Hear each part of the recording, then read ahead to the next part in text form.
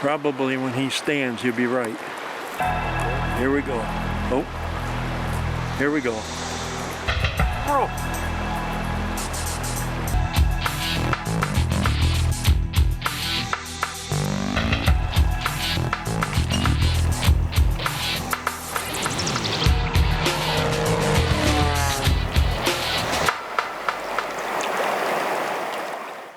Welcome to Bob Folkrod's Hunting Adventures. This week we're headed to Alaska for moose, a float trip for moose on the 40-mile river. What an adventure it was, what a dream come true. Oh, I can remember like it was yesterday, my first float trip, and my second one. The things that I learned or didn't learn, but we put to use on this trip here. I changed the rules, and this is how it should be done. Take your notes, write down your phone numbers, do your own dream hunts, and make it happen. It's an adventure you won't forget. But also we got a conservation tip from the Wild Sheep Foundation and a training tip come from Winchester Ammo. Hope you enjoy the show. Don't go away. It's an exciting event.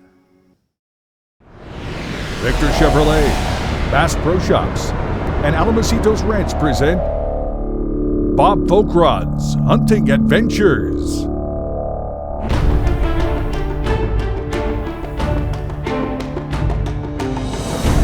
7 continents, 80 species, a 5-year quest in the making. High adventure, dangerous game, real-world training tips. This is Bob Folkrod's Hunting Adventures.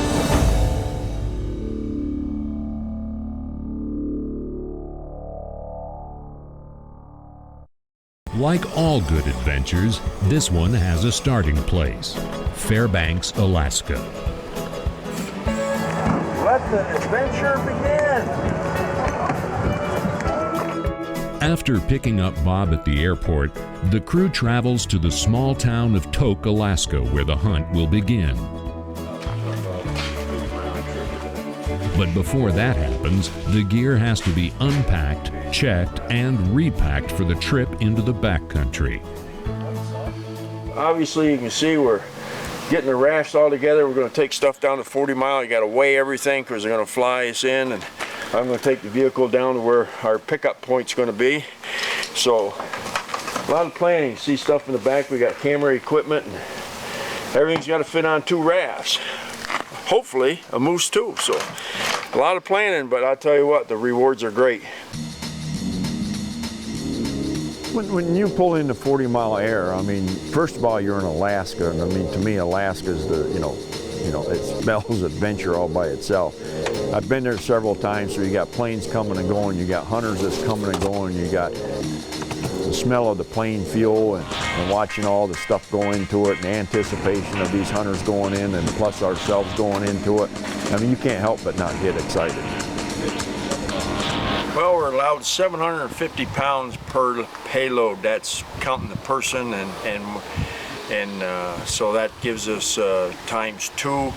And I'm allowed, what was I allowed? 400 pounds. You know, so 200 pounds of gear in myself. We got 730 pounds worth of gear total. So I think we did pretty good for this trip, and we didn't skimp on anything.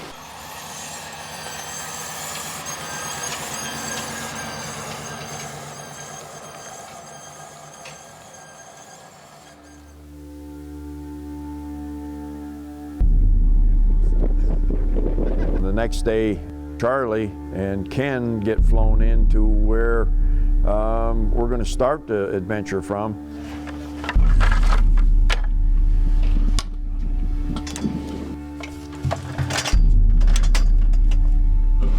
We'll see you there. I'll see you at the river.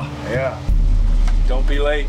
I'm going to take the van and drive down the highway and park it into a spot where when we get down to the end of our adventure, we got, you know, wheels back to the 40 Mile.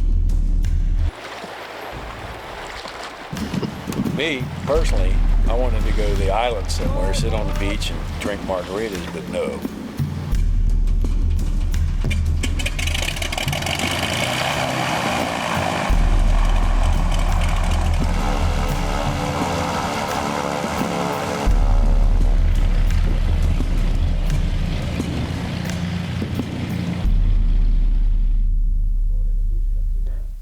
Well, I take the van as basically they tell me about where this bridge is. They show it to me on a map, and they told me where to drop the van off. There's going to be a big bridge, and he says, and drop your gear off down here because the plane's actually going to come in and land on the road.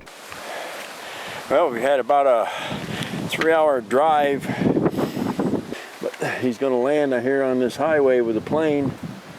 He's going to pick me up and fly me in and drop me off what they call Joseph. The adventure is on its way. Meanwhile, the plane has landed at Joseph Airstrip to unload camera guys and gear. Once it's empty, it's off to pick up Bob.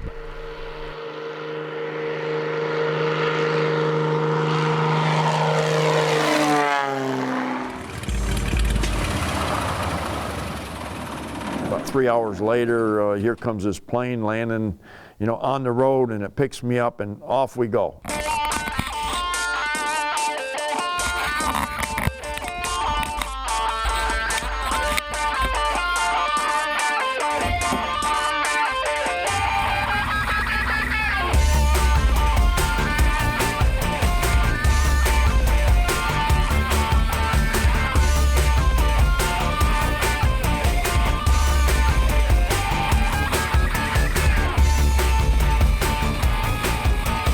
And basically they're going to fly up the river. That kind of gives me a good idea of what I'm going to be floating.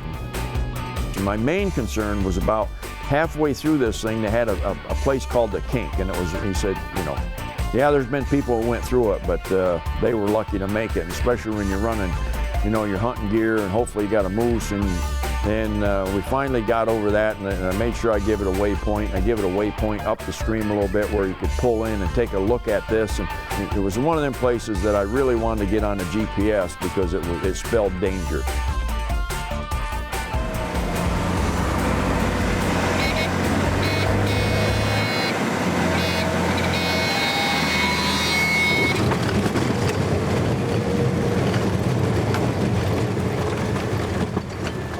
And when we landed, there's a welcome sight. I mean, it's just basically a little landing strip, that's cut out of the, the forest. And Charlie and Ken already had the rafts pumped up, and they were sitting there anticipating for me to come in.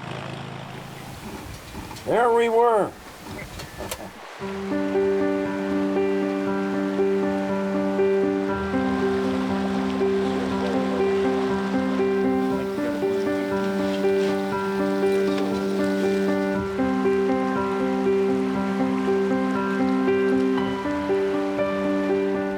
Oh, finally, after months of planning in Pennsylvania and looking at tents and stoves and little generators and food and getting it all shipped up here to Alaska, and then all we had to do was get on an airplane and fly up. Well, we finally got here on the river. I mean, this is where it starts. We landed on the strip today. We've got a campfire going. We've had our supper. We're just going to go over and brush our teeth and jump in our sack and go to bed, and we'll be moose hunting tomorrow.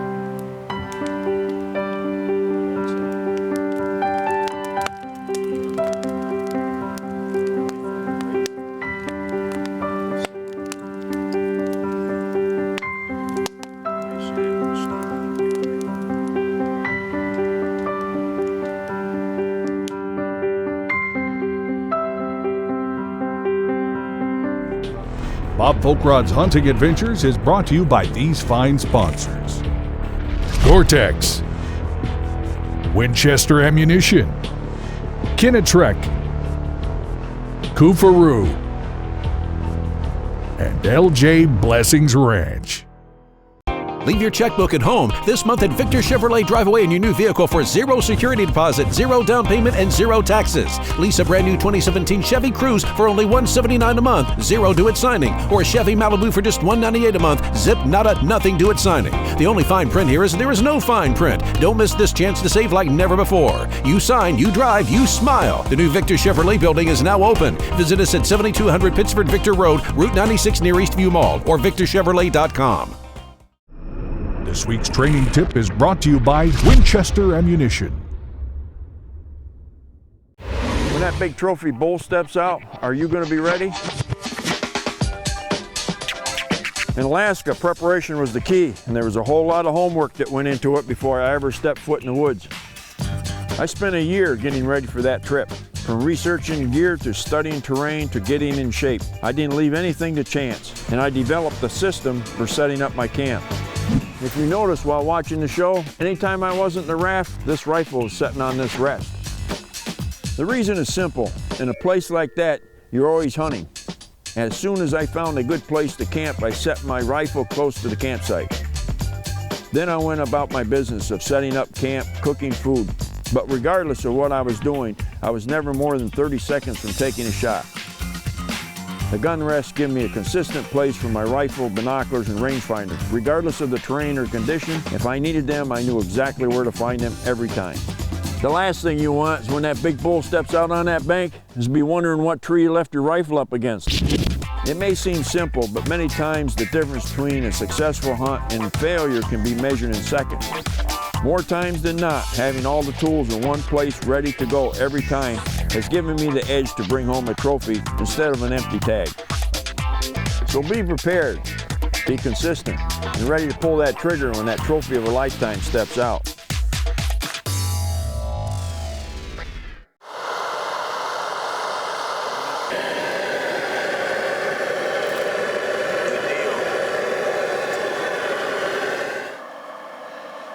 Realistically, they've been seeing some moose right there.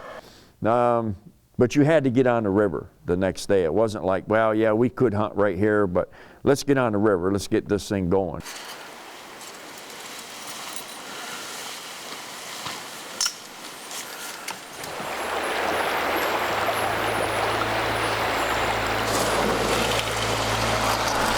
Everything the crew will need for the trip downstream has to go into the rafts.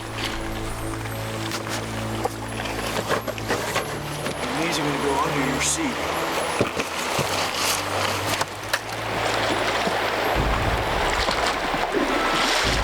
Bye, Bob.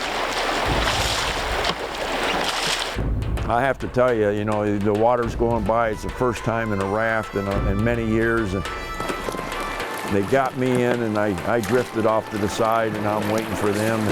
And here we go. The adventure starts.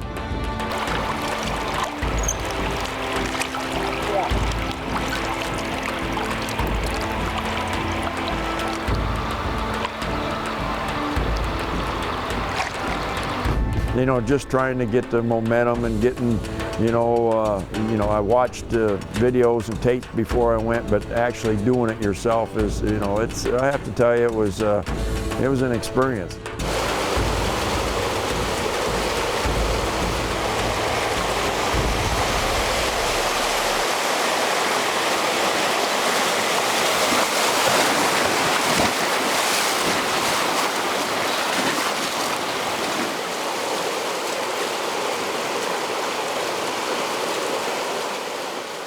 Next thing we're into, a few hours into the float, and it's just peaceful.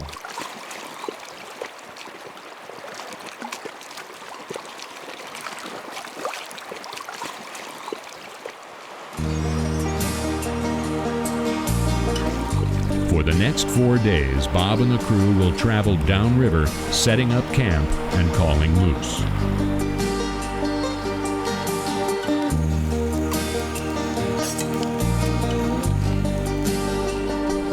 While no bulls came to the call, there were plenty of other things to occupy the time.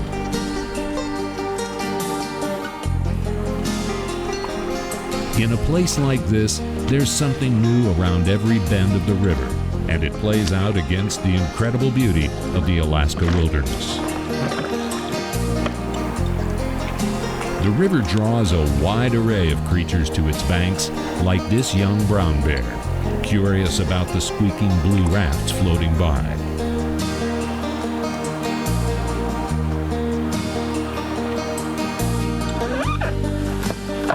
Yeah, we've seen everything so far. It's just been cows, grizzly bear, caribou, eagles. I think everybody's having a great time. How can you not?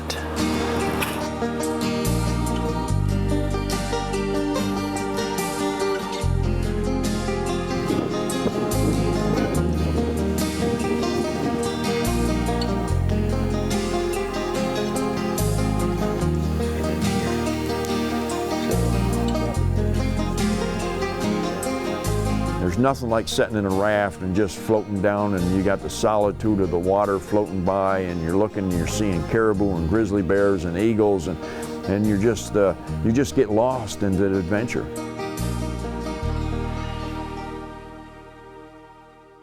According to the IUCN's Red List of Threatened Species, moose categorize as a least concern because they're very widespread and extremely abundant despite fairly intense hunting worldwide.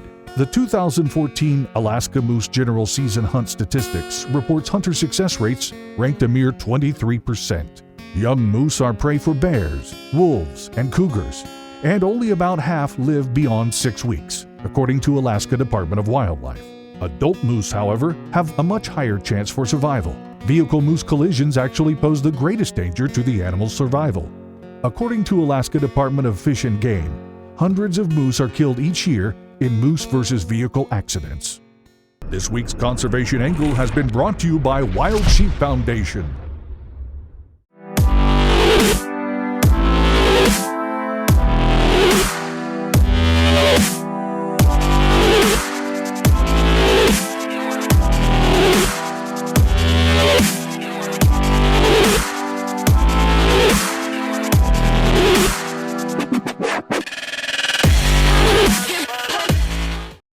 Transportation for all of Bob Folkrod's hunting adventures is provided by Victor Chevrolet.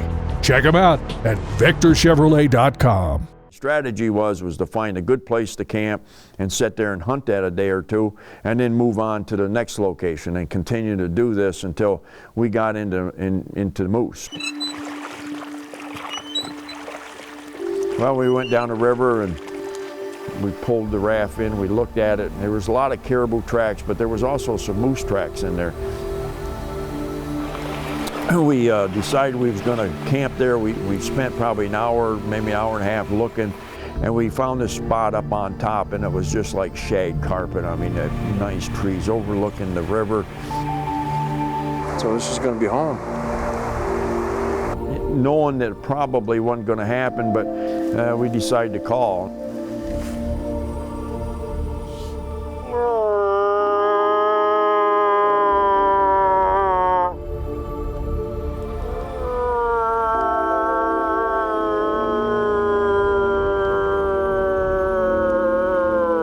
We called, quite a lot, and we started a fire,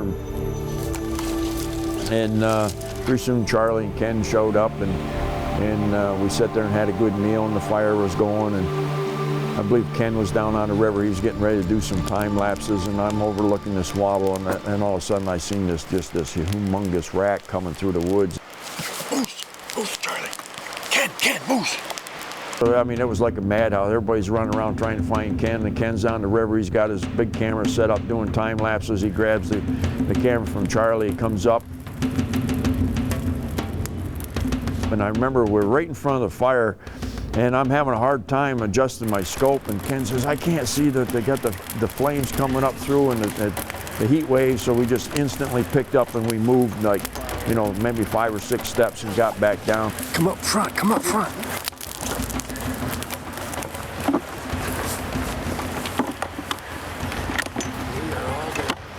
And this moose put on a show. I mean, he come up and he raked the ground, he pawed the ground, he urinated, and then if that wasn't good enough, he did it all over again.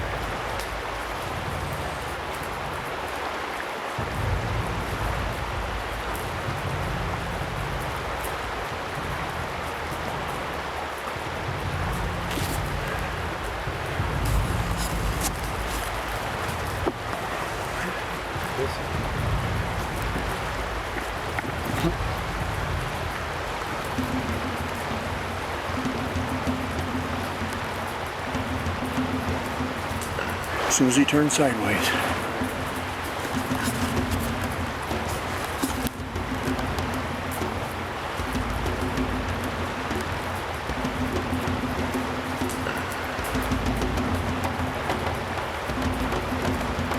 Yep, hang on.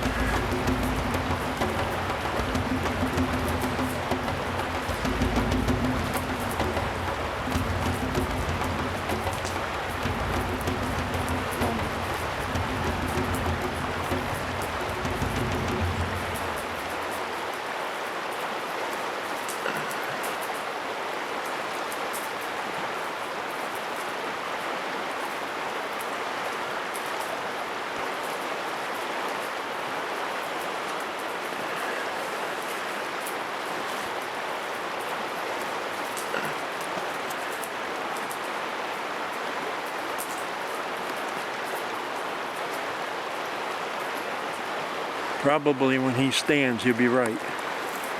Here we go. Oh, here we go. Oh.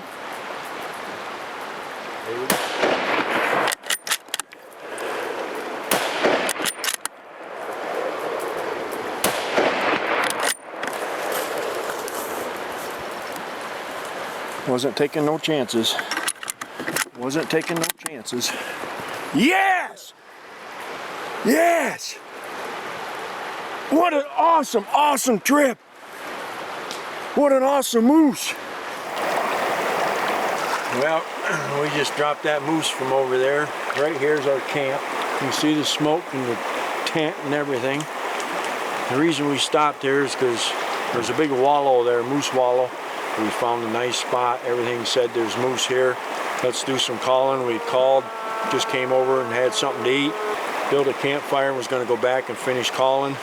And that moose, I seen his white rat coming out of the timber, and he put on a show. I mean, he did. He got down in the wallow. He urinated on himself.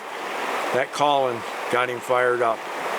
And it's these are one of these moose that you don't even have to second guess yourself. You just sit there and say, that's big enough. So now we're going to go over. We're going to pull the raft up. It's pretty light without anything in it.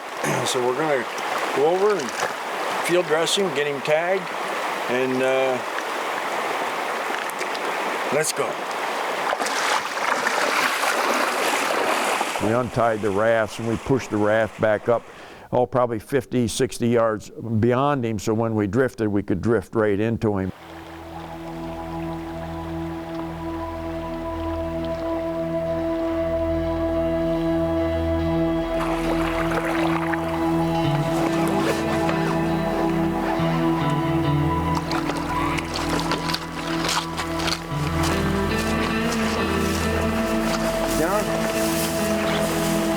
Oh yeah, look at that.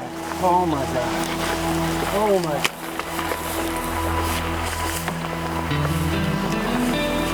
That's a moose. Look how heavy he is. Everything is heavy. He's rutting too. You can smell it. Whew. Look at the size of that boy. We'll find out whether he's legal or not. It's either got to be 4 brow tines or he's got to be over 50 inches on the inside. No, the outside. Outside. Outside of that curve. 64. 64 inches. What a toad. We were sure hoping we'd get one because we just couldn't show you everything that was happening without this. But not only is it a great moose, but a great adventure, and I'm happy to share it with all of you.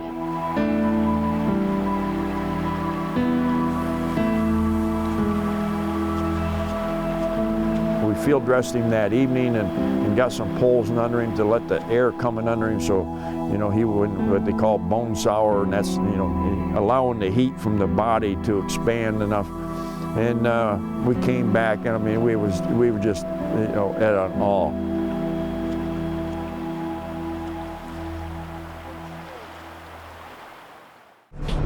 This segment has been brought to you by the Victor Chevrolet Deal of the Week.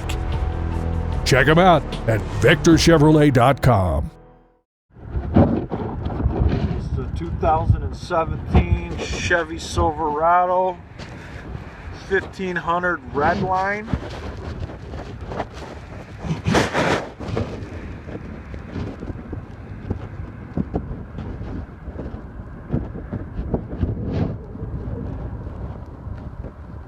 Got black bow ties, spraying liner, rear sliding window.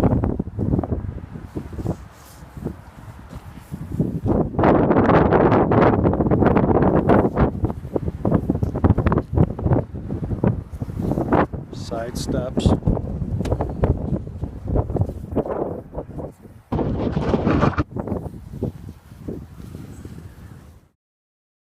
For help with all of your hunt booking needs, contact J&M Safaris at jnmsafaris.com.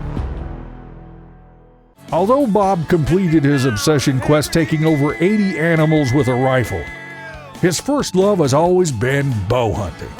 He's teamed up with longtime friend and archery coach Mike Price to help make you a better bow shot. This week's archery lesson is brought to you by Heritage Archery Academy and these great archery sponsors: Hoyt, True Ball, Easton, Limb Saver, Gateway Feathers, and Dirt Nap. Over the next several weeks, we're going to take you from the ground floor up. We're going to take you from the basics because we have no idea where you're at, but we want to help all of you. So whether you want to be a recreational archer, a professional hunter, a professional tournament archer, we can help you all. And we're going to start from the basics and take it through several episodes. And then as we progress, we're going to get more and more advanced. Any input from you would be great, because if we can address questions while we're going through the steps, that would be fantastic. But we love our job, and we want to help you be successful.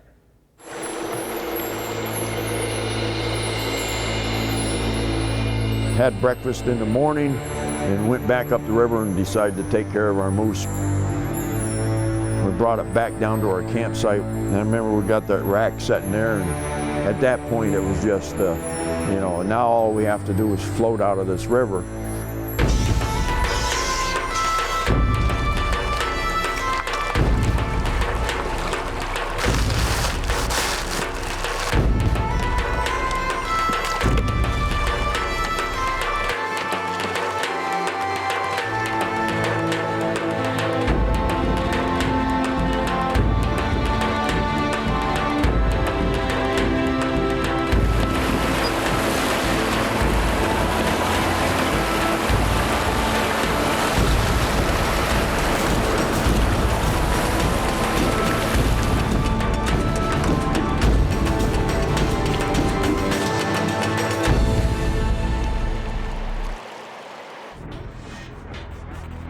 Bob Folkrod's gear includes a Browning A-Bolt 300 short mag, Winchester 180 grain Nosler ballistic tip bullets, Swarovski optics, Redhead clothing with Gore-Tex and Windstopper, Gore-Tex knee-high boots, and a Kufaru tent. Well, we heard the water running pretty hard, so we pulled over just to take a look at it. And this is what they call the chute. There's a big wall of water down there, and we got to put this moose rack and all the meat and all the gear through that. So we've hunkered down, and it's back there I said that's this is something you can do. You watch the video, it may be something you can't do, I'm not sure.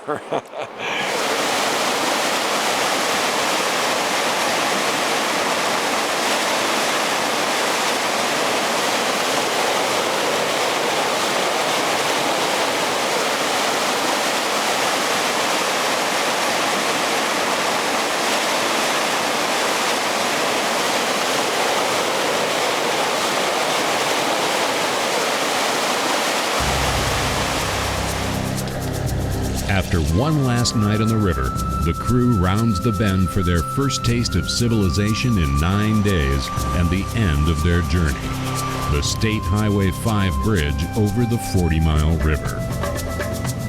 This was really a true adventure, and am I going to do it again? Absolutely.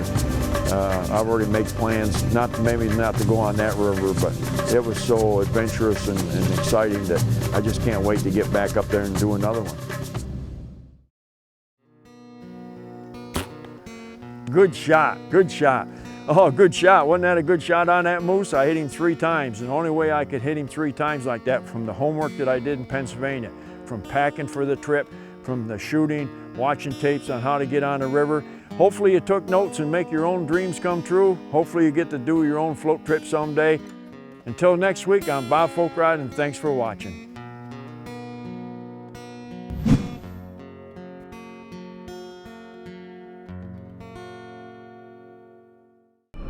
After your successful hunt of a lifetime, contact Wes Good at CanadiStudio.com for the finest taxidermy in the business. Be sure to follow Bob and all his adventures at BobFolkrod.com and on Facebook.